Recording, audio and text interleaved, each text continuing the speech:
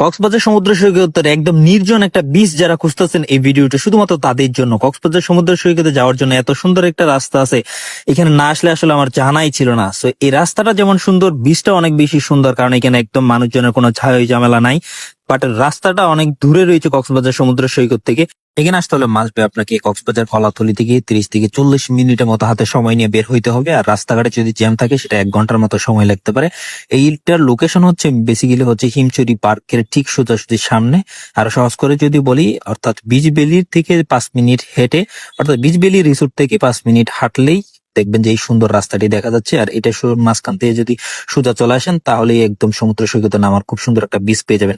But বিচে নামার আগে কিন্তু এখানকার যে সুপারি গাছের বাগানগুলো রয়েছে এগুলো আরো বেশি সুন্দর। তারপরেই মূলত এরকম সুন্দর একটা পুকুর পার পেয়ে যাবেন। আর এই পুকুর পার দিয়ে আপনি 2 মিনিট হাঁটলে ওই যে দূরে সমুদ্র সৈকত দেখা যাচ্ছে কিন্তু। আর আমি আস্তে আস্তে অনেক বেশি লেট হয়ে গেছে, যার কারণে আপনার সূর্যাস্ত হয়ে যাচ্ছে। এই এলাকার নাম আসলে কি আমার সঠিক জানা নেই, আপনাদের যদি কারো জানা থাকে অবশ্যই কমেন্ট বক্সে জানিয়ে দেবেন। তবে আশেপাশে কোনো মানুষজন দেখিনি, একদম নির্জন একটা রাস্তা। তো আসার সময় অবশ্যই একা আসবেন না, 2-1 জন সাথে করে আসলে সবচেয়ে বেশি ভালো হবে। আর পুরো এরিয়াটাও ভিজিট করতে পারবেন, সুন্দর করে এনজয় করতে পারবেন সমুদ্র সৈকত। আর যেহেতু এটা একদম কক্সবাজারের সবচেয়ে নির্জন সমুদ্র সৈকত বলে মনে হচ্ছে আমার কাছে, সো এখানে মাসবি 2-1 জন ছাড়া আসাটা নিরাপদ হবে না।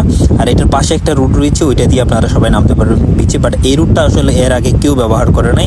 এখানে স্থানীয় যারা বা এখানকার বাসিন্দা যারা, ওরাই মূলত এই রুটটা ব্যবহার করে। আর সামনে খুব সুন্দর একটা খেলার মাঠও রয়েছে দেখলাম। সো বোঝা যাচ্ছে আশেপাশে ছেলেমেয়েরা এখানে খেলতে আসে, শুধুমাত্র এই এরিয়ার মানুষ ছাড়া বাইরের কোনো মানুষজন এখানে আসে না।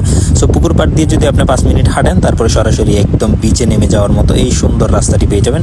আর এদিক দিয়ে হাতের ডান পাশে ঘুরলেই দেখবেন কক্সবাজার সমুদ্র সৈকত, অর্থাৎ হিমচুরি সমুদ্র সৈকতের একটা অংশ, অর্থাৎ সালসা বিচ বা এই সাইডের এরিয়াগুলো এখান থেকে কিন্তু দেখা যায়। হ্যাঁ, সো সরাসরি আমি সমুদ্র সৈকতে নেমে যাচ্ছি। আর যেহেতু এখন প্রায় অন্ধকার হয়ে যাচ্ছে, যার কারণে আমি জাস্ট 2-4 মিনিট থাকবো। নতুন একটা লোকেশন, আমার আগে এই জায়গায় আজ পর্যন্ত কেউ ভিডিও করে নাই। খুবই নির্জন একটা বিচ, যারা খুবই নির্জন বিচ পছন্দ করেন ওদের জন্য one of the best place এটা।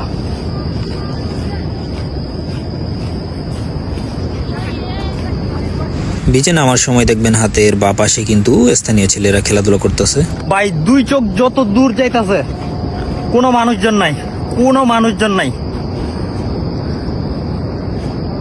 কোনো মানুষজন নাই এখানে, এতটাই নির্জন। সামনে কিছু ফিশিং বোট দেখা যাচ্ছে, যাও টুকটাক চলো। যেহেতু এই পাশে স্থানীয় যে সকল জেলেরা রয়েছে তারা মাছ শিকার করতে আসে, যার কারণে এখানে তাদের কয়েকটি ভ্রাম্যমান যে ফিশিং বোটগুলো রয়েছে সেগুলো দেখা যাচ্ছে। আর দূরে কয়েকজন মানুষজন দেখা যাচ্ছে। পাশে একটা রিসোর্ট রয়েছে খুব সুন্দর, এই রিসোর্টটাতে যারা আসে তারাই মূলত এই বিচটাতে নামে। তো এই রিসোর্টটা নিয়ে সামনে খুব সুন্দর একটা